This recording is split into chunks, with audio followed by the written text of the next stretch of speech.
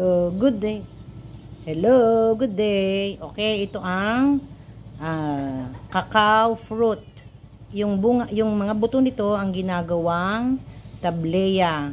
Yung tableya na masarap. Ihalo sa champurado, gawing chocolate drinks, gawing chocolates, no? Dito rin kinukuha ang ginagawang chocolate sa magagandang klase ng chocolate sa buong mundo. Okay, at ito ang kanya mga seeds. Ito yung kanya mga seeds.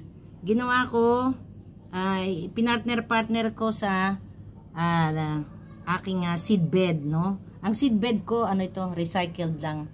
Ito yung tinatauban ko ng yung panlagay sa dish dryer, nasa ilalim. So, wala akong makuha dito dahil tayo ay nasa bundok ng Sierra Madre. So, kailangang maparaan ng isang teacher. Yan. So, ginawa ko, partner ko, partner yung buto, para pag lumaki siya, magkatabi na sila. So, gagawin ko itong yung grafted, no? Para madali siyang mamunga, no? Mga 2 to 3 years, mamumunga, instead na 5 years and above, no? So, pag tubo niya, partner na siya, tapos, ganyan na siya. Iiwan ko yan dahil uuwi na ulit ako sa Antipolo. So, nandito ako ngayon sa Quezon. Lalagyan ko na ngayon ng soil sa ibabaw.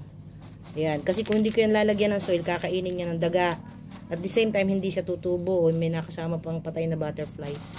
Ayan. Yun may patay na butterfly. Pero yun kasama dun yung aking gagawing may ads pa coffee table.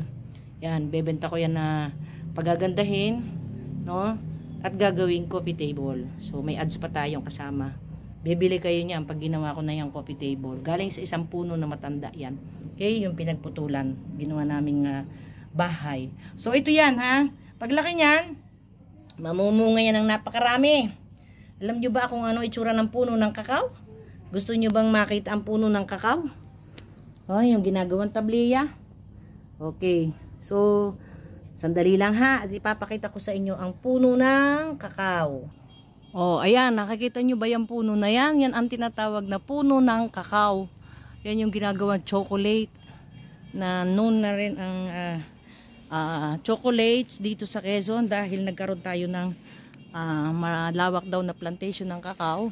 So, pakita ko i-zoom natin. Ang kakao, nasa na yun? Kita nyo ba? Yan. Yan, hilaw pa yan, hilaw pa. Nanginginig ang kamay ko. Dahil sa sobrang pagod kasi nga nabaha kami dito noong 26-27 binabayo ng bagyo ang Quezon. Kaya sobrang pagod ko. 10 o'clock in the morning. So ayun pa ang isang bunga. Nasaan na? Nawala. Biglang nawawala na. Labo yata ang mata ko. Nawala. May nuno yata dito. Teka, nasaan na? Ayun. Nasaan na? Yung isa pang bunga ng kakao. Ayun! Ang isa pang bunga ng kakao. Pero hilaw pa rin yan. Hilaw pa. Kaya, ang hinog niyan ay kulay yellow. Minsan medyo nagkukulay orange, no? Orange.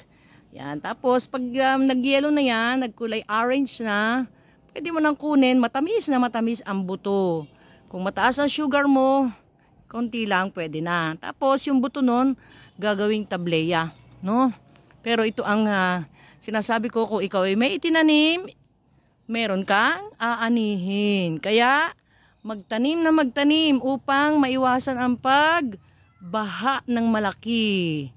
Yan. So, lesson learned, para hindi magkaroon ng malaking pagbaha, kahit kung anong maliit na bagay na maiaambag natin para sa kalikasan, ay gawin natin. No, yung pa isa-isang puno na maitanim natin, kung ikaw ay nasa syudad, magtanim ka kahit mga halaman na mga ornamental, nakakalamig din ang paligid. At the same time, nakakatulong sa kalikasan. Okay? So, since ang Quezon ay bulubunduking lugar, maraming puno, kaya lang, sana tigilan na rin ang pagpuputol ng mga puno. No? Marami na tayong aral na napulot doon sa mga nangyari in the past. Maraming namamatay sa baha. Kaya gawin nating maberde ang ating paligid. Ayan, katulad yan. O, ayan. Ito, after ng typhoon ahon. Ay, ahon ba yun? Yan, ang nangyari sa mga saging. O, nagkaputol-putol yan. Punong-puno yan ng mga puno ng saging. Pero ang nangyari ganyan. Ayan pa, isang puno ng kakao. Tanim ko yan nung nag-lockdown. Nung 2020 hanggang nandito kami 9 months. Pero tingnan nyo, ang laki na agad ngayon, 2024. Ang laki na agad ng puno ng kakao na naitanim ko. O, tapos may nyog. Yan, katabing 2 nyog. Tanim ko rin yan nung nag-lockdown. O, tingnan nyo, kung may tinanim, magiging green ang ating paligid. At the same time, nakatulong tayo. At nakikita ng Panginoon ang ating ginagawa. Kaya, gumawa ng tama at hindi yung mali. Okay? Thank you. Please, nandito ako. Please, like, share, and comment below. Share my YouTube channel and subscribe my YouTube channel, Teacher 10 na. Or Teacher 10A. May capital letter A yon. Pag nakita nyo maganda yung profile picture, ako yun. Yes. Nasa bundok din ako nun. So, thank you. O, tinaitsura ko dahil nagbaha nga dito. Binaha pati loob ng bahay. So, kailangan maglinis at ibalik sa dati ang beauty ng paligid. Thank you. God bless us all.